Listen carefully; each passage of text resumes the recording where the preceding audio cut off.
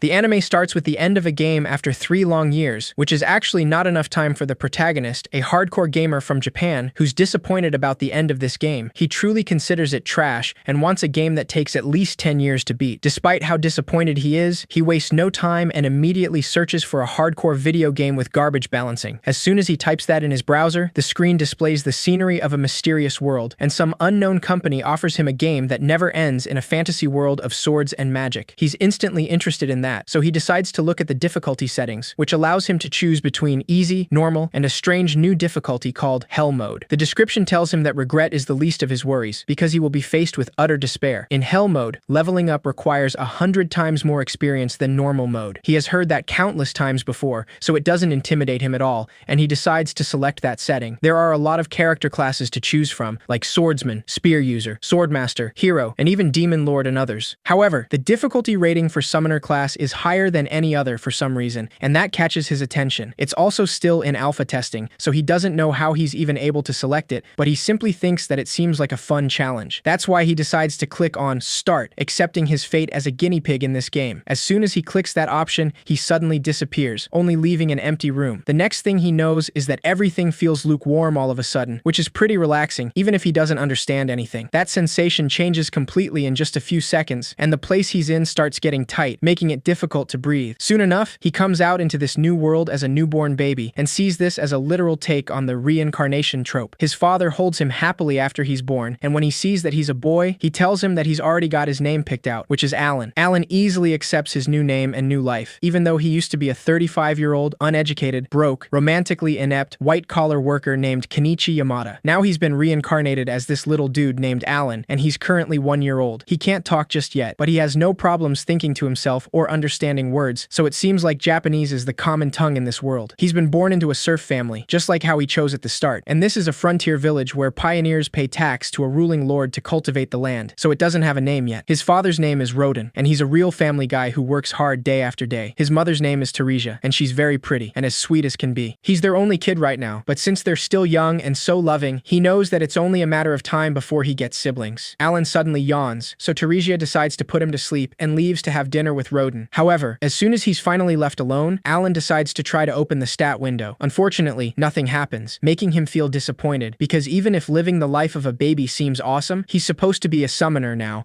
and he wishes he could do something with it. He's lost count of how many times he's tried, and he's slowly starting to lose hope. Alan decides to try one more time, just because, and this time, a bright light appears right above him, suddenly showing him a book. He clearly wasn't expecting that, so he can't hold back the scream that comes out of his throat. That immediately alarms his parents, who come running into the room to see if he's okay. Alan knows that he can't let them see the book, so he quickly makes it disappear and pretends to be asleep. His parents are clearly confused, but they assume that he was just talking in his sleep. Once they're finally gone, Alan sits up and decides to try again, making the book appear in front of him. After a whole year of trying, he can finally see what he was hoping for, and the book shows him his current stats. He's level 1 for now, and his class is Summoner, just as he expected. A page of the book shows him details on his summoning skill, so he learns that Summon and Create have their own skill experience apparently. He assumes that it means they level up the more he uses them, and for now, he has 0 experience of course. Despite this, he already has summons available for creation, though it's limited to insects and beasts right now. Alan notices that he can only access H-level insects and beasts for now, which is truly the bottom of the barrel. The book suddenly shows him another page with a message for him, thanking him for his patronage, and asking him if he's enjoying this isekai world. In the message, the god of creation also apologizes for the delay in delivering his grimoire. Alan simply assumes it's some kind of letter from the administrator, the said god of creation, who's apparently named Elmia. In the letter, Elmia also tells him that since he selected a class still under testing, it took time to finish the appropriate paperwork, and the staff worked hard to finish as soon as they could. Lastly, Elmia warns him that they don't accept any questions or cancellations in regards to class selection. Alan just knows that they still have some hiccups to work out for the summoner class, but he still wants to summon stuff, so he tries summoning an insect. At first, nothing happens at all, so he tries summoning an insect in several ways, getting a little impatient. There are no game FAQs or walkthroughs in this world, so he knows that he has to mess around and figure it out himself. That's when he thinks that he might have to use the Create skill first, and when he does, a card appears right in front of him. His first summoning is a H-rank insect card that has Endurance +1 and Agility +1, which is pretty basic, but he sees it as a great achievement. Alan excitedly tries to summon the insect from the card, but that's when his mother enters the room to check on him. He pretends to be asleep again, and decides to keep it quiet for now, and save the summoning for tomorrow. The next day, as soon as Teresia leaves him alone so he can take a nap, Alan doesn't waste any more time and tries to summon the insect. The card instantly transforms into a bunch of light particles, and they all gather to form a big grasshopper that jumps at his face. That startles him at first, but after observing the insect, Alan wonders if it will listen to his orders. He asks the insect to approach him, but it simply ignores him and leaves the room, which makes him think that it's just a dumb bug. Alan decides to check the grimoire to see if it can offer some help, and it shows him the grasshopper's stats. He apparently can pick its name as well, so he decides to name it Denka. The grimoire also displays a section for buffs, but he doesn't know what that means exactly. There, he sees that endurance and agility are +1, and soon enough, he realizes that it actually boosts his stats. Alan can't contain his excitement, so he accidentally raises his voice, and Teresia quickly enters the room to check on him. She instantly freaks out when she sees the giant bug in front of him, so she steps on the grasshopper without hesitation, getting rid of his first summoning. After several days of toying around with his skills, Alan eventually moved on to creating a rank H beast. He manages to create a rank H mouse named Mousy, which is as dumb as Denka, but they at least use their ability whenever he says so. It seems this world is crawling with a bunch of powerful monsters, but he knows that he can't beat any with his 2 summonings. He can stock up to 10 summon cards for each creature, and the most important thing is their buffs. For example, by stocking 10 of Mousy's cards, his attack stat goes up by 10. Now he packs enough punch to easily surpass what any regular baby can do. The experience required to level up skills and characters in Hell mode is 100 times the normal, so he still has a long way to go. Before he can continue with his summonings, his father comes back home after a long day of work, and Teresia instantly worries when she sees him covered in blood. Rodan quickly reassures her and explains that it's just blood from a hunt, so he's not hurt at all. Teresia is relieved to hear that, and Rodan excitedly tells Alan that he took down a boar today. Alan knows that his father is a serf, but when fall and winter roll around, he goes monster hunting with the other men of the village. Rodan tells him that it was a great boar, the humongous, and asks him if he wants to see it. Alan gets excited, because it will be his first look at a real monster, so he accepts without hesitation. Rodan carries him on his shoulders and tells him that the neighbors are carving it up now, so they can go check it out now. As Rodan walks, Alan also manages to take a good look at the outside world for the first time. His father shows him a flock of birds, saying that they're alba herons, birds that flock together and head north at this time of the year, signaling the coming of fall. After looking at that type of monster flying up in the sky, Rodan confesses that he named him after the alba heron and explains that for them, the sky is the limit. They can use their wings to fly wherever they want in the world, and that's true freedom. He really thinks that it sounds great, but Teresia totally bit his head off when he told her, and he knows that that's what he gets for naming him after a monster. Rodan continues walking after that, and Alan falls asleep in his arms, but when he opens his eyes again, he's surprised to see the great boar they defeated. His father lets him take a good look up close, and Alan thinks that it's terrifying, because he knows that he couldn't beat such a huge beast. A man named Gerda walks up to them and lets everyone know that today's heavyweight champion is here. All the men around applaud Rodan for hunting the great boar, though he dismisses it and says that he just got lucky. Gerda knows that he's just being humble, but he changes the subject and notices that he brought his son. Alan politely greets him and introduces himself, which takes Gerda off guard since he's only a year old. Gerda mentions that his daughter is the same age, but she's nowhere near this civilized. Alan decides to ask him if great boars are strong, and Gerda informs him that they're C-rank monsters. That means that it takes at least 20 guys just to take one down, so they're actually pretty strong. Alan makes sure to remember that information, because it at least gives him a benchmark. 10 months later, Alan is now almost 2 years old, and he has finally reached Summon Level 2 and Create Level 2. With this, he has obtained Expansion Level 1, and the Notes feature of the grimoire has been unlocked. Alan can already feel the gamer adrenaline rush, so he excitedly opens the stats page and sees that he can now create G-rank creature cards. He also gained a skill that fuses summons together, and his card inventory space has doubled, which means he gets double the buffs. Alan already wants to fuse some stuff together, but he doesn't have enough MP, so he decides to eat a lot to recover it. After dinner, he immediately heads to his room to try out this new skill, fusing 2 H-rank Mousy cards. Despite his excitement, nothing happens at all, and the grimoire informs him that he doesn't have enough MP, even though he recovered it to max. Alan then decides to just create a new summon card instead, and tries to create a G-rank beast card. However, he doesn't have enough MP to create a G-rank beast either, so he truly can't fuse or create anything new with his current max MP. By the time he's 3 years old, he already has several cards, including G-rank beasts and insects, and even birds. Alan decides to make a fusion of 2 of his cards, and that scores him a G-rank bird card, so he names it Chappie. When he summons it, the bird flies towards him and lands on his shoulder, so he takes a look at his stats, noticing that the bird has a voice mimic ability. He doesn't know what it means at first, until Chappie repeats his words and tone of voice perfectly. Alan thinks that it's really cool, because that might be good for tricking enemies. He then summons a frog named Hopper and a mole named Molly, 2 G-rank beasts. Alan asks Hopper to use their provoke ability, and the frog starts jumping, making their skin glow, which makes for a great distraction during battle. He then asks Molly to use dig, and the mole instantly starts digging a huge hole in the ground. Alan confirms that Molly could make a ton of pitfall traps, which can be very useful. He knows that the key to becoming a great summoner is knowing all about about the various stat buffs of his creatures. There's a lot of depth and complexity, so this is the hardcore gaming he wanted all along. Alan suddenly falls into the hole, and his excitement quickly dies down as he realizes that he's still not fighting monsters anytime soon. The bell rings when it's 3 o'clock, and he already knows what's coming, but he's not excited at all. Gerda's daughter, Krina, looks for him and excitedly invites him to play dueling knights, as always. Knowing that he has no choice, Alan comes out of the hole and greets his neighbor, Krina the Fierce. The little girl holds a wooden sword against him, and Alan accepts her challenge to a fair duel. Even though he plays along, this is the opposite of cool to him, and it makes him feel kind of embarrassed. However, he knows that he has to take these play fights with Krina seriously, because she's surprisingly fast and has no mercy when it comes to a sword duel. Alan poured all his creature buffs into agility, and he can barely keep up with her. Krina is so overpowered that she even breaks his wooden sword, but keeps attacking him anyway. By the end of the day, Alan's parents come to his rescue, though it's a little too late. Teresia is apparently already expecting another baby, which is not a surprise for anyone. Once Krina leaves, Alan gets up from the ground, and even after getting beat up by a little girl, he decides to help his mother and carries the vegetables in her hands. Teresia thanks him with a smile, and that night, as they're having dinner as a family, Alan tells his father that he wants to help them harvest the taters since his mother is pregnant. This clearly takes them by surprise, so Alan reassures them, saying that he's strong enough to do it. At any rate, it's safe to say that he has the stamina of a full-grown adult now, but he keeps that information to himself. Teresia tells him that kids like him shouldn't have to work, so he can just continue playing with Krina. Roden agrees, and tells him that he's already been helping them around the house. Alan tries to insist, but his father stands firm on his answer, saying that he'll end up doing it eventually, so he should enjoy life without farm work while he can. Just then, Alan understands that they're basically stuck in the serf class forever, and working the farms is on a different level from house chores. It's really grueling stuff, and he wouldn't wish that on his 3-year-old son either, so he decides to accept his parents' decision. They're both glad to know he understands, and Teresia mentions that she noticed he's been throwing rocks at the tree out back lately. Roden asks him why he's doing that, and Alan explains that he told him there are monsters in the forests outside the house, so he's going to protect his mother from them with rocks. Roden laughs and praises his son for being so brave, but deep down, Alan was just doing that to see if he could learn skills aside from summoning. Teresia smiles and asks him if he'll protect Krina as well, and Alan agrees, though all he can think of is how rough she is when they're playing knights. Roden mentions that they have so much fun playing knights, and he can't wait for his appraisal ceremony. Alan asks him what that is, so his mother explains that when he turns 5 years old, there is a divine ceremony to determine what kind of talent he has. Roden tells him that, with any luck, a good talent will help him break out of serfdom. Alan seems excited to hear that, and by the time winter arrives, he decides to check on Denka. It has been bouncing for so long in the same spot that it even created a hole in the ground. Now Alan knows that he can summon a creature for a whole day without any problems, which is big progress. He suddenly hears Krina's voice and immediately makes his grimoire disappear. Having no choice, he plays knights with her like they usually do, and she's as fierce as always. This time, he tries to match her pace and blocks her attacks, but Krina ends up beating him, like usual. Rodan comes back home after work, so Teresia comes out to greet him when Denka suddenly jumps at her leg, making her panic and fall. Rodan immediately runs to check on her, and even though it was only a little scare, Teresia starts having contractions, which makes it clear that the baby is coming. Krina quickly goes home to tell her mother, while Rodan and Alan prepare everything and take care of Teresia. Alan doesn't know what to do, and it makes him kind of wish that he had played a birthing sim about now. However, it's clear that his father is just as lost as him, even though this is the second time for him. Fortunately, Krina's mother Matilda arrives just in time to help like last time,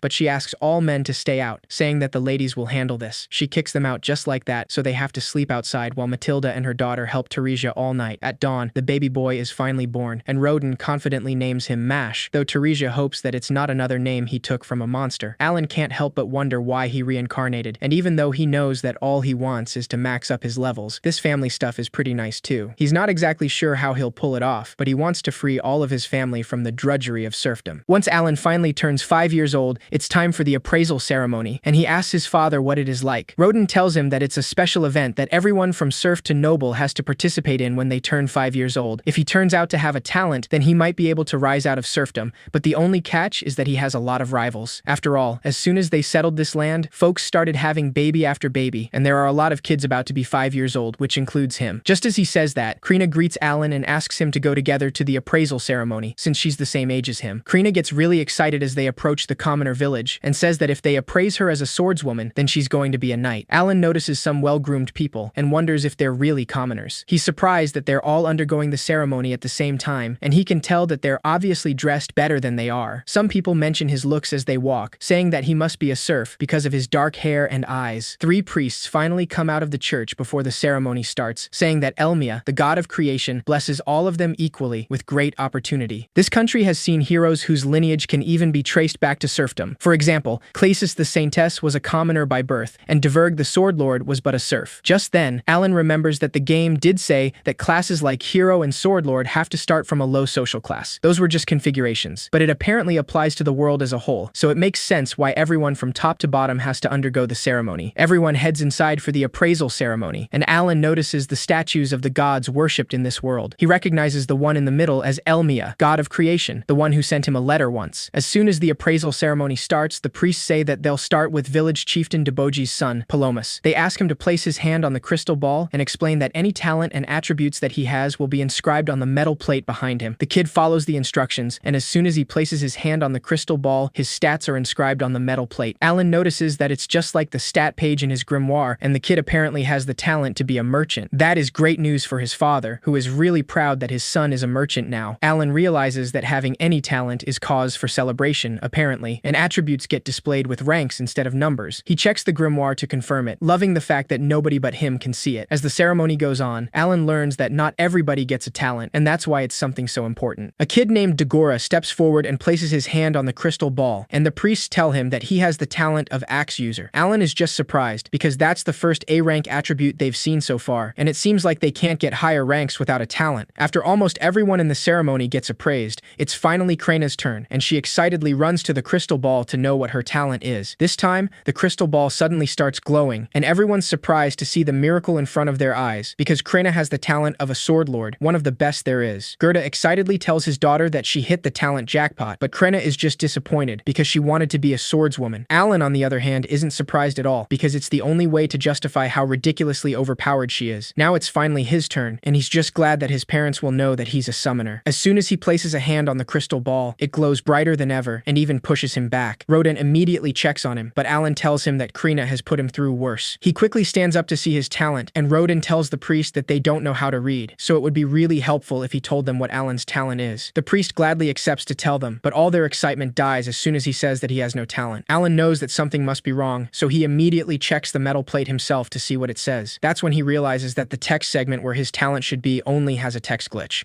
That quickly gets him in a bad mood, and he blames the god of creation for it, saying that he should learn how to debug his game, because now nobody will know that he's a summoner. Even though he has no talent, Roden takes him back home, where his mother is waiting for him. During dinner, his father tells him that talents don't matter anyway, because he's always going to be their pride and joy. Teresia agrees, and Alan knows that they're so poor they don't even have a bathtub, but he's still happy he was born into this family, regardless, even though he's truly older than all of them. At night, he checks his grimoire and sees that all his attributes are E rank, and realizes that he learned at least one thing today, which is that he's the only one in this world playing on Hell mode. Everyone at the appraisal ceremony was 5 years old, which means they should all be level 1 like him. The rank system probably reflects the amount of growth that they can expect whenever they level up, so he assumes the reason all his attributes are E rank is that his progress in Hell mode is 100th of the norm, and when he takes that into account, his ranks must be showing the same fraction of their actual value. This would make normal people pull their hair out, but he's actually here to put weak sauce games in their place, so he'll spend his life proving that hardcore gaming is where it's at. However, that weird text at the appraisal ceremony was obviously a glitch, so the developers have to fix it. That's why he'll definitely complain, and he'll drown them in a sea of letters because they can't underestimate a gamer who has no life. Time passes by, and one day, Alan notices that his father is acting strange, but his mother tells him that he's been like that ever since he got home late last night. Soon later, they go to Gerda's house to celebrate the fact that Krena is a sword lord now. Krena excitedly tells Alan that sword lord is even better than swordswoman, so now she's going to get even stronger. Alan acts surprised, playing dumb as he says that she already tramples all over him because of how strong she is. Matilda mentions that the chieftain stopped by earlier and gifted them a bottle of celebratory liquor, so she'll let them crack it open. Rodin keeps a resentful attitude and congratulates them, saying that they can enjoy the booze. Gerda answers in the same way, saying that guests drink first in this house. Alan wonders if his father is jealous over the whole sword lord thing, but he knows that Rodin is not that petty, so it must be something else. Rodin tries to serve the first drink, but Gerda tells him that he's not drinking anything he pours with that sour look on his face. He asks him to quit being such a buzzkill about this, but Rodin suddenly slams the bottle on the floor and tells him that he's happy for him because Krena has an amazing talent, and that's cause for celebration. Gerda then asks him why he said he was cutting ties with their family, and that information shocks everyone. Rodin reminds him that he doesn't want to do it, but Krena's talent is extraordinary, so she can join the knighthood and serve the country. There's a good chance she can even become nobility, and people like that shouldn't waste their time socializing with serfs. Alan just then realizes that his father is trying to do them a favor they didn't ask for. Rodin insists, saying that Sword Lord is a big deal, but Gerda harshly tells him that that doesn't make a difference. Alan starts starts getting tired of their fight, so he tells Krina that she should make them settle down. Krina instantly grabs her wooden sword, ready to intervene, but before she can do anything, Matilda and Teresia take control of the situation. Once they finally calm down, Alan asks Matilda if they've always been like that. She tells him that fatherhood has helped them mellow out, but they used to be hotheads who threw punches at each other all the time. Teresia smiles as she remembers the old times and tells him that the four of them are actually childhood friends who grew up in the same village together. Matilda mentions that 10 years ago, word went around about settling a new village, and they decided to join that effort together. They also had a group discussion about working together to build their own houses, and that's why this house has the same design as theirs. Rodan explains that it was easier to just build both houses at the same time, given the labor and supplies needed. Gerda tells them that he's the one who put up the support beams, and Rodan reminds him that he's the one who built the walls and floors. Gerda continues, serving him some liquor and saying that he also did the roofs. Rodan mentions that he hasn't had any since his wedding day, and Gerda tells him that it's the same for him. Both Rodan and Gerda make peace after enjoying some good liquor, and the next day, while they're working, someone informs Gerda that the Order of Knights are coming to see Krina. Right after that, Rodan and Gerda head to the commoner village with their kids, and a lot of people gather around them to see Krina. Alan says that it seems like word about Krina being a sword lord is spreading already. Dagora suddenly approaches him, and Alan recognizes him as the kid from the appraisal ceremony. He can see that he's already flaunting his talent as AB axe user, though he's only carrying a big stick around. Dagora asks him what he's doing, saying that talentless losers have no place here. Before he can say anything, Krina immediately stands up to defend Alan, saying that he's here because he's strong. Dagora doesn't believe her, of course, and reminds her that all of Alan's ranks were E, and he's a serf. Krina tries to bite him, but her father quickly holds her back to control her. The village chieftain informs them that the Order of Knights has arrived, so everyone gets out of the way to let them through. Everyone recognizes the captain, a swordmaster named Xenof, and Krina is beyond excited to see real knights. It's been 3 years since she and Alan first started playing knights, and now she's meeting the real thing. Krina excitedly introduces herself to the knight captain, and Alan wonders if she will leave the village to become a knight now. Gerda quickly tells Xenof that his daughter is only 5 years old and hasn't even touched a real sword before, so she wouldn't stand a chance. Xenof doesn't see what the problem is, because she is still a sword lord in the end, unless he's afraid to admit that he lied, and this is some kind of trick to fool Baron Granville. Gerda nervously denies it, so Xenof asks the vice captain to proceed without letting him protest. Alan already can tell that something seems wrong, and Xenof warns them that falsifying the results of the appraisal ceremony is punishable by death, so they must determine whether Krina's talent as sword lord is legitimate. That's why they must now hold a fencing duel. Gerda asks him to have mercy, because his daughter's life is at stake here, but Xenof tells him that she must fight or they'll execute her and her family on the spot. Alan wasn't expecting something so extreme, and it's clear that it's not fair, so he wonders if these people just lost their minds. Everyone witnessing this is clearly tense and worried, but the moment Krina sees a real sword for the first time, she immediately runs towards it, asking if she can use it. Without hesitation, she takes the huge sword and excitedly challenges the vice captain of the knights to a duel. The vice captain introduces himself as Lebrant and accepts her challenge, easily blocking her first attack. Krina swings her sword without effort, and Dagora is shocked that she can use a sword that is nearly as tall as her. Alan knows that Krina's sword mastery skill should be about level 5 thanks to their daily play fighting, but he doesn't know how much that will actually help her. Lebrant finally decides to counterattack, and Krina barely blocks his sword with hers, making her father panic. She backs off and charges at him again, but Lebrant makes her crash against a wall with a strong kick. Gerda immediately loses it, but the knights hold him back so he can't intervene. Rodan and Alan also can't stand to watch this, so the knights have to hold them down as well. Alan is actually furious because this is obviously too much for a 5-year-old girl, and even if she's a sword lord, adults have the advantage in skill and level. Despite their concern, Krina stands back up even after that, and she now has an intense aura surrounding her. Even the vice captain of the knights feels threatened by that, so he quickly blocks her attacks. However, this time she's so strong that he can't even hold his ground, and realizes that this is an extra skill. Alan stares at the whole thing in awe until Krina finally gives the last blow, breaking Lebrant's sword in two. Just then, Xenof announces that the duel is over and asks them to lower their weapons. Krina is surprised that it ended so soon, but she still thanks Lebrant, telling that he's strong for a gramps. Lebrant tries to tell her that he's actually not that old, since he's only 24, but he gives up and falls defeated anyway. Everyone instantly cheers for Krina, saying that a little 5-year-old girl just beat the vice captain of the knights. Now they're more than sure that she's the real deal, a genuine sword lord. Gerda soon starts laughing in happiness, and he quickly runs to his daughter to hold her with pride. Rodan is just relieved to see she's okay, and Xenof knows that there's no way to refute this after seeing the state of Krina's sword after the duel. That's why he decides to commend Gerda on raising a sword lord, and apologizes for his boorishness. Gerda is clearly still angry about what happened, but Xenof insists, saying that his daughter has a marvelous talent, so he would like a chance to discuss her future with him. Gerda doesn't feel so sure about accepting his invitation,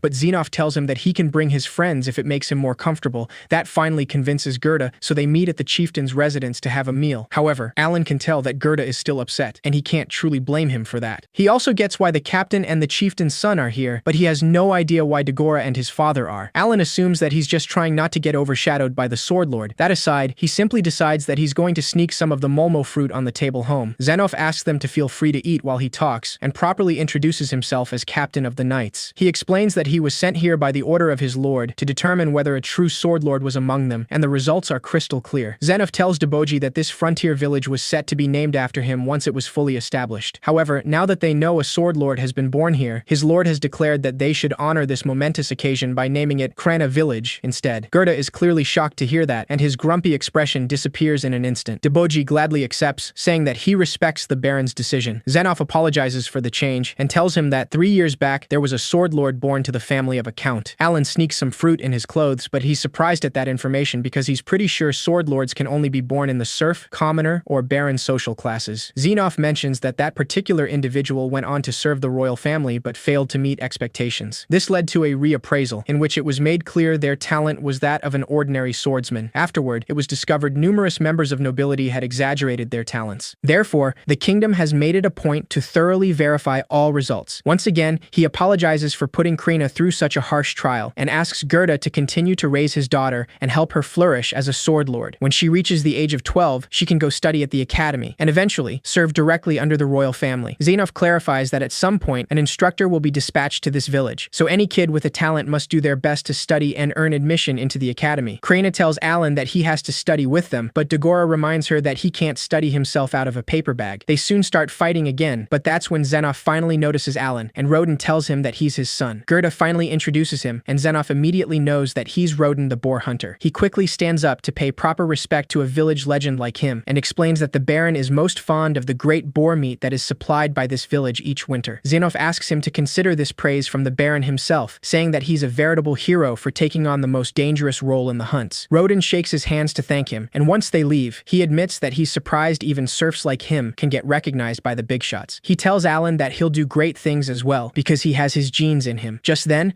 Alan tells him that he snuck out some fruit for his mother and Mash, but his father lets him know that he did the exact same thing, which further proves his point. Time after that, Alan celebrates the fact that he could finally level up his summon skill. He immediately opens the stat page of his grimoire and sees that he now has the enhanced skill, which means he can make his summons stronger. He also unlocked F-rank creatures, which he expected, but he still has to fuse them together to get new ones, like he did with Chappie. Alan is excited to find out what type will be next, and he really wants it to be an intimidating dragon. What's even better, his card inventory went up from 20 to 30, and that means he'll get 1.5 more buffs. It's been 2 whole years since he last leveled up his summon skill, so he'll have to experiment later. At night, Alan offers himself to do the dishes, because Teresia is expecting another baby, and she has to rest. He actually just wants to get these chores out of the way so he can mess around with his new skill. Mash asks Teresia if he's going to have a little brother, but his father clarifies that it might be a brother or a sister. Teresia mentions that it kicks pretty softly, so she gets the feeling it will be a girl this time. Rodin says that he has to start thinking up names, but Teresia reminds him that he promised that she gets to name any girls. As Teresia tries to think up a name, Alan notices that his MP is going back to full, so he checks his grimoire and sees a message from Elmea, the god of creation. He accidentally reads the name out loud, and that takes their parents by surprise. Rodin scolds him and warns him that they don't take the Lord's name in vain, and Teresia mentions that he's been acting strange all day. Alan quickly tries to play dumb and blames the developer's bad timing for this. He changes the topic entirely and tells his father that the scar on his arm looks better now. Rodin explains that it's because he passed a trial of the gods during today's boar hunt. It's a special moment that happens occasionally when they hunt, which makes them feel a sudden burst of energy that gets rid of all their wounds and exhaustion. Alan acts clueless and excited, but he assumes that that must be how they describe leveling up in this world. Rodin's a battle-hardened veteran at boar hunting, and he can't see his stats, but he bets he must be a pretty high level by now. Even though his summon skill went up, he's still just level 1, and he's never going to gain any experience unless he beats some monsters. However, serfs can't leave the village without permission, and the only exception is for hunting. Alan decides to say that he wishes he could join a hunt, but his father immediately refuses, saying that hunting isn't a game, and it's so dangerous it can cost lives. Alan doesn't argue any further, and that night, he checks the grimoire again to read Elmia's message, though he already knows what it is about, because he sent some pretty toxic complaints already. Just as he expected, they finally fixed the glitchy text from the appraisal ceremony. The message also explains that his stats showing as E rank was due to the slower level ups in Hell mode, but they sent an attachment showing just the raw data. He decides to check that attachment right away and sees that he's S rank for MP and intelligence, which makes sense for a summoner. He has the same amount of S, A, B, and C rank ranks as Krina, so there's nothing to complain there, since it seems like good value for the effort. Leaving that aside, Alan doesn't waste any more time and decides to experiment. He starts by using Enhance on Denka, and the skill immediately boosts the stats of the creature itself, just like he figured. Apparently, enhancing creatures doesn't affect his buffs, and he decides to see it in person. Alan summons Denka, and he can tell it's boosted from how it looks, even though it's not any bigger. This proves there's more to Summoner than just bringing out the biggest and baddest monsters. He's pretty excited about the whole thing,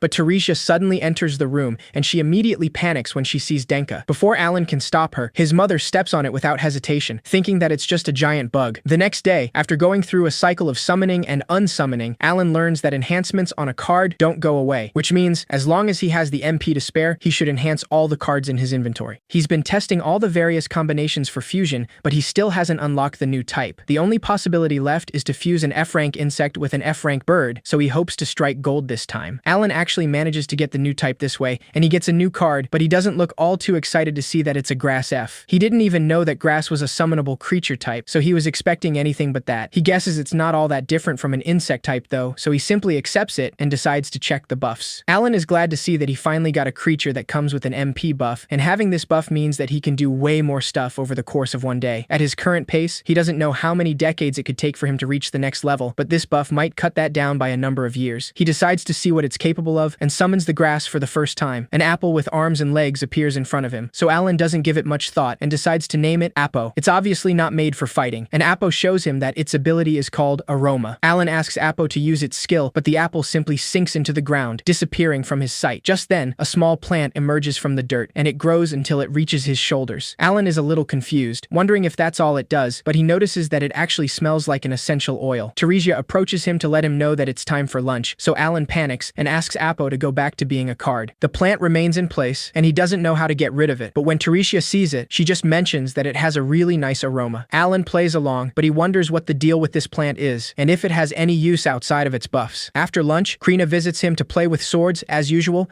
and Alan is quickly defeated, confirming once again that he can't compete with her. However, after winning the first match, Krina mentions that it feels like he got kind of tougher. Alan clearly wasn't expecting that, so he immediately checks his grimoire, seeing that his sword mastery skill is all the way at level 3. Plus, the expansion of his inventory gave him more space to buff his endurance and attack. Alan wonders if that aroma skill from earlier has any effect in battle as well, like giving boosts or something like that. Just then, he remembers that Fido was his first summon with an attack skill called Chomp. He really wants to try it out, but he shouldn't use it on people, so there's nothing he can do about it for now. Later that day, Alan continues throwing rocks at the three in the backyard, but he feels like he has thrown more than 20,000 of this at this point, and there's no sign of his skill leveling up. Mash tries to do the same as him, but he clearly doesn't understand the point and sees it as a boring game. Alan asks him to wait a little longer, even though he knows that he already has to look after Mash and help his mother with the chores since she's pregnant. Besides, he should really be focusing on increasing his summon level instead, and this just isn't worth the time it takes, so he might quit practicing his throw skill. However, he hates to think that he's just one toss away from leveling up, and that makes it impossible to quit. Before he can throw another rock, Mash asks him what the trees around the house are. Alan plays dumb and tells him that he doesn't know, but he can't ignore the fact that they practically have a garden now, and they're really taking up space. He figured out a few things out from testing, and it's mainly the fact that Appo's skill, Aroma, can shorten MP recovery time from 6 hours to 5 hours, which enables him to do even more daily activities. It still feels like he'll never have enough time though. That night, Alan mentions that his father is really late, and Teresia agrees, saying that Roden told her he would be working close by today, so he shouldn't be so late. They hear a commotion outside right then, so they quickly exit the house to see what it is. A group of men carry Roden's injured body under the rain, and Gerda tries to keep him conscious. Teresia panics, and they quickly take him inside, saying that he took a boar fang right to the gut. Alan notices that it looks like they straight up cauterized the wound, and Gerda explains that they managed to keep him alive thanks to a healing herb, a Mueller's a flower. Teresia asks him how they even got something so valuable, and Gerda tells her that, as part of their apology for what happened with Krina, the Knight Captain gave him some gold coins. They would have been screwed without those, and the other serfs blame the commoner who was with them for what happened. The loud complaints awaken Mash, who soon starts crying loudly, so the men decide to give them some space. Alan helps Mash calm down, and then asks Gerda what happened exactly, wanting to know if a commoner really is to blame. Gerda tells him that a few days ago, they got summons from the chieftain, who wanted them to let commoners join the boar hunt. Boar hunt is valuable to them, and even though the majority is given to the baron, the leftovers get split between the hunters. Of course, there are times they may trade it for salt, firewood, or other essentials, but it's hard to come by otherwise. In spite of that, no commoner has ever volunteered themselves for a hunt, and it's just too dangerous, since there are casualties every year. Serfs still do it anyway because it's how they make a living, and and they don't really have a choice in the matter. Alan asks him how the commoners ended up participating this time. In that case, Gerda tells him it's because they heard talk of a hero among the serfs, because Zenith called Rodan a legend in front of everybody. In a way of speaking, that became like an official endorsement, and everyone assumed commoners would be safe to join the hunt as long as Rodan was around. Neither Rodan nor he was comfortable with amateurs tagging along on the hunt, but they're not in a position to refuse orders from the chieftain. To make matters worse, in the days leading up to the hunt, there were slackers who wouldn't practice seriously because it probably felt like getting taught by serfs was below them. And then came today, the start of the hunt, and they gave the commoners the easiest job, holding the boar's attention. But when the time ultimately came, the commoners panicked at the sight of the great boar and threw their whole strategy out the window. One of the commoners tripped and fell, so Rodin stepped in to save him from the boar, but his stomach got pierced in the process. Fortunately, they managed to slay the boar, so he'll bring Rodin's share of meat tomorrow. Before leaving, Gerda asks Teresia and Alan to stay strong for Rodin because it'll take him a while to recover. Alan is left feeling like a loser because he hasn't even been trying to help. He decides to remain by Teresia's side all night, taking care of Rodin all the time. In the early morning, Rodin suddenly wakes up, agitated, so Teresia immediately hugs him, glad to see he's awake. Mash also runs to hug his father, and Alan simply observes them, wondering what he's been doing with himself. He's been totally preoccupied with powering himself up, but there isn't any good in power without purpose. This isn't a game for these people, and they're doing everything they can to survive in this harsh world. He has a little brother to protect, and another sibling on the way. Just then, Gerda comes back to bring Rodin's share of meat, as promised, and he's glad to see he's already awake. Rodin tells him that he's still in bad shape, but Gerda asks him not to worry, saying that they're going to make sure his family is well taken care of over the winter. Alan asks his father to rest up and let him take over, and promises that he will keep their family safe. Everyone's surprised by his determination, but Alan decides to prove his words with actions. He works around carrying heavy stuff, which highly surprises the other serfs. Alan has decided that it's time for him to drop the act, because this village already has an up-and-coming hero named Krina, so it's no problem even if a talentless serf like him draws a little attention. That's why he decided to pour every buff into his physical stats, so he ditched all of the MP ones, because family comes first. Teresia thanks him for bringing water, saying that it must have been really heavy to carry. Alan dismisses it and tells her that he's going to help harvest potatoes this afternoon, because Gerda said he would teach him how. Just as promised, Gerda teaches him how to harvest potatoes later that day, and Alan surprises him with his strength. Gerda admits that he's even stronger than he thought, and Alan assures him that he got it from his father. By the time they're done, Alan complains that the Baron gets dibs on more than half of the potatoes after all the work it took to harvest them. They're still going to need some other things to survive the winter, so being a serf surely is rough. Just then, the chieftain suddenly shows up with a fruit offering, saying that he heard that Rodan was back on the mend. Teresia politely thanks him for his generosity, and the commoner at fault for the incident quickly apologizes, saying that it was all his fault, so he hopes they can accept his sincerest apologies. Alan glares at him, because an apology isn't going to fix anything, but Rodan easily forgives him and asks him to be more careful next time if he wants to keep hunting. The commoner takes his advice to heart, and Alan is impressed to see how magnanimous his father is. On the other hand, Teresia remains firm and warns the commoner that his mistake nearly cost her husband his life. She reminds him that everyone has a family to go back to, no matter what their social class is, so he must keep that in mind. The commoner recognizes his mistake and accepts her words, but before he can say anything, the other serfs show up to see Rodan, and some of them even ask him to go on another hunt. They know it's still too soon for that though, so they let him know that their wives put together a care package for him. Teresia finally smiles and asks them to take it easy, because Rodan is still recovering. Alan is simply impressed, realizing that he has the best parents in all of Japan, or whatever this world is. He can't possibly stay behind, so the next day, Alan decides to create a vast area for himself to experiment. Once it is finally ready, he summons Hopper, and a bunch of colored frogs jump at his face one by one. For the second step, he sets up several traps and hides nearby, making sure he's not visible. Once this is done, Alan asks the frogs to use their provoke skill, and they start jumping around the traps while changing colors. Alan knows that this is the most cliché trap ever, but as long as it scores him about 50 ducks or wild birds, then his family can survive the winter. He patiently waits for his plan to work,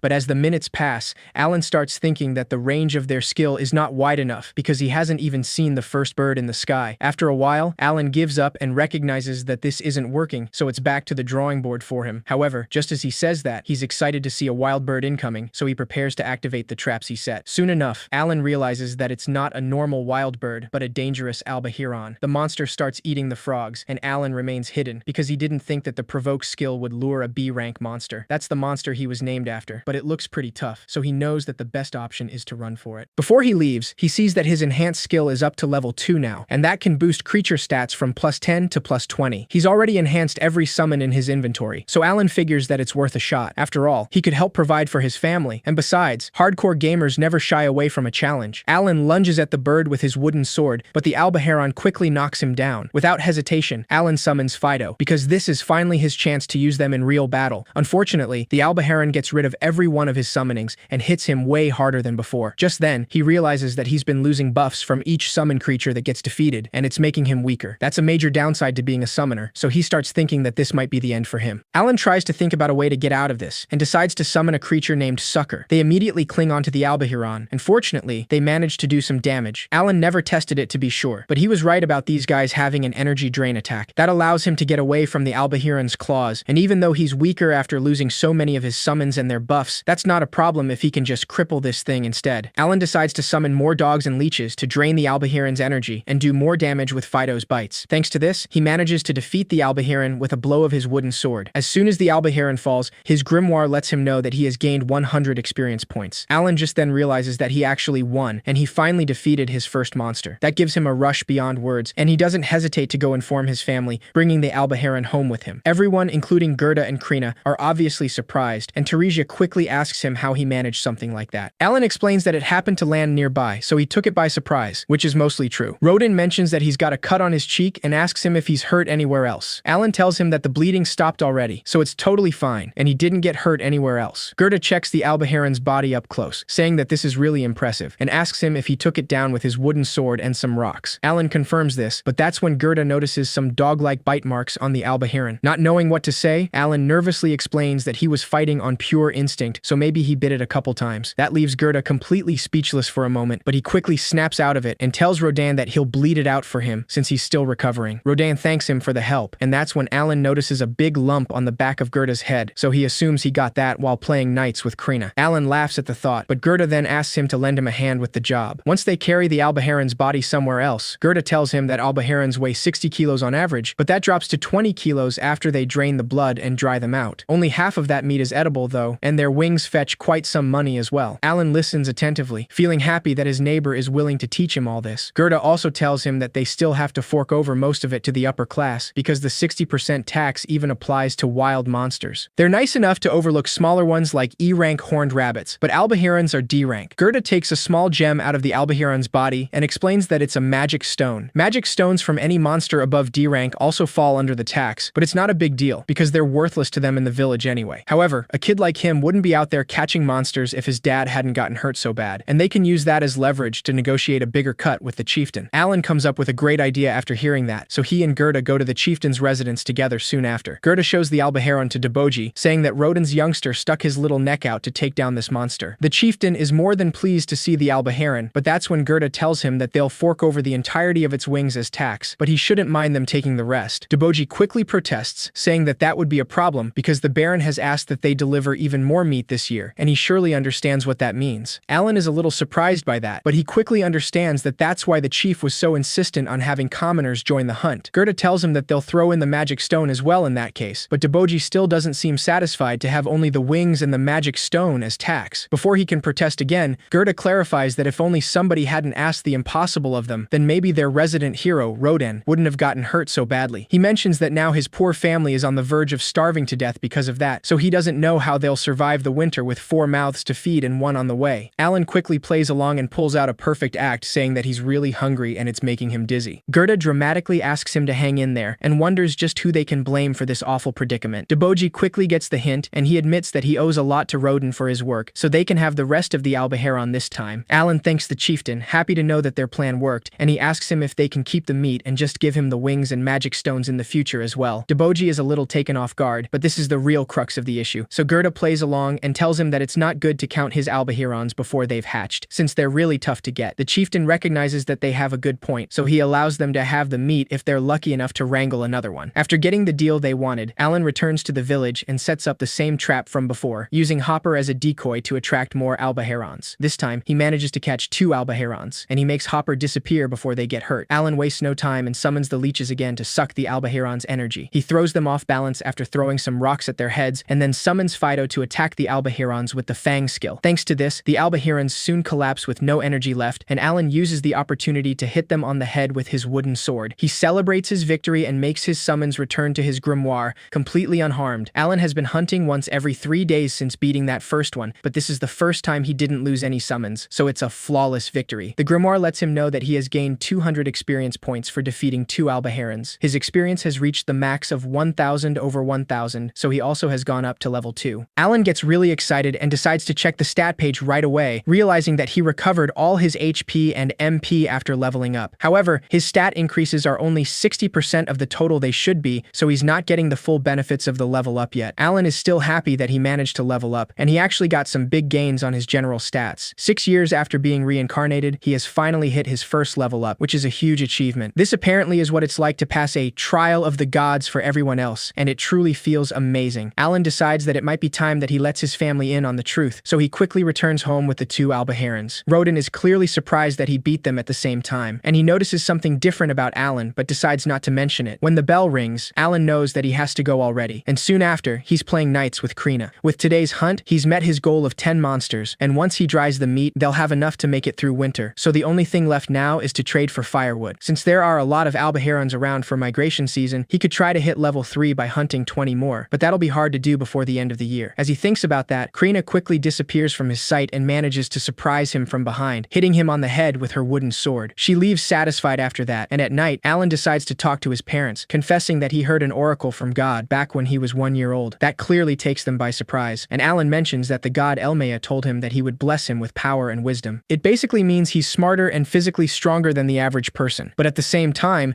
Elmea also told him that he'd be faced with trials beyond what even 100 men could accomplish, and he'd have to use his blessings of power and wisdom to overcome them. Both Roden and Teresia are shocked to hear that, since it sounds like something extremely hard for a kid like Alan. Roden then understands that Alan has bested one of those trials today, since the cut he had on his cheek this morning has disappeared. Alan only then realizes that it's true, and Roden tells him that he knows what it's like to pass a trial of the gods, so he figured that's what happened with him. Teresia asks him what happened to his results from last year's appraisal ceremony in that case. Alan explains that he got another oracle from Elmea about that a couple months ago. The reason his attributes were ranked so low at the appraisal ceremony is because they take the slower progression of his trials into account. And the reason he was judged not to have a talent is because his was actually too new to be recognized. Rodan is surprised to know that he does have a talent, so he quickly asks him what kind it is. Alan lies and tells him that Elmea never told him what it was, so he still doesn't know. Alan can't say anything about being a summoner yet, because he's worried some people might get the wrong idea if they find out he can summon and control creatures. And naturally, he also can't tell anybody that he was reincarnated. Teresia suddenly hugs him, saying that she wishes he would have told them sooner. That habit of throwing those rocks at trees every day and now hunting these big monsters, it's because he's been fighting to overcome the Lord's trial, all by himself. Alan apologizes and tells them that he wants to prove himself worthy by passing the trials, so he'll be brave and take them head on. Roden had already figured as much, but he reminds him that if he ever runs into trouble, he can always ask for their help. Alan thanks them both, and Roden tells him that they should keep this all between them for now, because it would be bad if anyone took him for a false prophet. Once that's clear, Roden mentions that he will tell Gerda at least, because he's always bragging about how Krina's a sword lord and all, and now he can tell him that his son is just as incredible. When winter comes, Alan works in drying the Albaheron meat, and Gerda now also knows the truth, though he always figured he was no ordinary kid. However, getting blessed and tested by God is something else, so he's still surprised, but it explains a lot. They both go to the city with the Albaheron meat, and this is Alan's first time trading for supplies. Gerda tells him that it's a good thing that he stocked up on those Albaheron, and Alan mentions that his boar hunt was fruitful as well. Gerda agrees, saying that things go smoothly when it's just serfs and no commoners to muck it up. Alan asks him what the real difference between serfs and commoners is anyway, and Gerda explains that it's their social standing for one. It's also their taxes, since the 60% rule doesn't apply to commoners, because they have what's called a head tax instead. They pay 3 gold coins for each adult and 1 for each kid every year. After hearing that, Alan decides to slip in his real question, asking him if there is any way for serfs to become commoners. Gerda tells him that he has to make a tribute of 10 gold coins per person in the family. He's also heard stories that the Baron can reward people with commoner status, but he doesn't know if that's true or not. Alan thinks about that for a moment, knowing that his family is about to get a new member, so it would cost them 50 gold coins to become commoners. Without wasting any time, they head to the first shop, and Gerda trades in 5 packs of boar jerky for some salt. Alan decides to do the same, trading in 5 packs of Albaheron jerky, which gets him a bag of salt. After completing his first trade, he follows Gerda around to get more supplies. 1 pack of jerky trades for 4 days worth of firewood, and now that he knows how bartering works, he can do a bit of market research next time he's in the city. A few days later, Alan decides to go to the city on his own to trade Albaheron meat for supplies. He later goes to a fruit stand and asks the merchant what the fruit hanging from the ceiling is, since it's the first time he sees it. The man tells him that they call those popos, and they trade 1 for 1 with a bundle of meat. Alan is taken off guard by how expensive that is, since it's 4 times the rate for molmos. After trading some meat for fruit, Alan walks around the city and takes notes of what he knows for now. A single bundle of Albaheron jerky trades for 1 bag of salt, 4 molmos olmo fruits, 1 popo fruit, and 4 days of firewood. The following forms of currency have the same value: 1 gold coin, 100 silver coins, 1,000 copper coins, and 10,000 iron coins. 1 bundle of jerky goes for 1 silver coin, so saving up for 50 gold coins would mean hunting 500 albahirons. That would take only a few years, which is a walk in the park for a hardcore gamer like him. Alan decides to go to a herbalist shop and asks if they have any medicine that recovers MP. The shopkeeper tells him that they don't carry anything that fancy around here, so Alan asks him where the healing medicines are. The man tells him that they're towards the back, and as soon as Alan sees them, he wonders if his notebook can make drawings too. He pulls out his grimoire and tries to think hard enough, imagining the shape of these herbs. That trick fortunately works pretty well, so he saves the drawing in his grimoire and asks the shopkeeper if he has the Müller's flour. The man tells him that he doesn't have any of those, and even if he did, he wouldn't cut any deals for it. Alan apologizes, and the shopkeeper confesses that he's still frustrated over the last one he sold. Alan asks him if he's talking about the one Gerda bought about a month ago, and the shopkeeper confirms it, saying that he burst in here all of a sudden and demanded his best medicine, being beyond insistent. He sold him a Müller's flour because he happened to have one in stock that day, but when he told him it cost 5 gold coins, he begged him to settle for 3 and promised to pay later. He kept hollering about some friend needing help, and he even dropped to his hands and knees. Alan is surprised that Gerda went so far to save Roden, which proves that he's a real friend. The shopkeeper mentions that the guy was more persistent than a kid at a candy store, so he had to let him have it, but he was biting his nails like crazy until he brought the money. It still was a bad deal, and he lost out in the end, so it really irks him. After hearing his frustration, Alan decides to give him a pack of albahiran jerky, and the man quickly apologizes for going off like that, since he's here to trade. Alan clarifies that he's just giving it to him as a gift, because he did a great service selling that Müller's flour at a discount, and it saved his father's life. This pack of jerky is only a token of his appreciation, and he'll bring more next time. The shopkeeper is really surprised by his gesture, and he asks him not to mention it. Alan thanks him once again before leaving, and then decides to go to see the cost of weapons. However, only a single weapon costs 50 silver coins, which is 5 whole albahirons. Dagora suddenly approaches him, asking him what he wants with his family's shop. Alan tries to dismiss him because he's not seeking trouble with him nor the chieftain's son. Before he can walk away though, Dagora suddenly punches him, saying that he only gets to pass if he agrees to be his minion. Alan then decides to draw his wooden sword and asks him to grab whatever weapon he wants to fight him. Dagora immediately leaves and returns with a bat, trying to hit Alan multiple times. Alan easily dodges him and recognizes that his attacks hit pretty hard, which makes sense for an axe user, but he hardly compares to the 3-star power of Krina. In no time, Alan manages to disarm him and leaves right after winning the duel. Some days later, at Krina's house, Dagora tries to fight him again, and this time, Alan tries to teach him a couple things. Meanwhile, Krina plays knights with Mash, and even though she's taking it easy on him, Mash is doing pretty good, and Alan thinks that he might have the talent of a spear user. Teresia already gave birth to her 3rd child, Mayola, so Alan decides to spend some time with his mother that night to see his new little sibling. Roden and Gerda get home later than usual that night, and they don't have very good news. Roden mentions that they were summoned by the chieftain, and he told them that he wants them to raise the number of boars that they deliver to the Baron from 10 to 15. And to make that happen, he expects them to let the commoners join the hunt again this year. They wanted to say no, of course, but this order came directly from the Baron, apparently. If they don't deliver 15 boars by winter this year, they're going to recruit more serfs from elsewhere. Alan knows that more serfs in the village results in less land to go around, which means that serfs who can't hunt might have their land taken away from them, and that risks changing the very nature of Krina village. Gerda mentions that they want them to hunt 20 boars next year,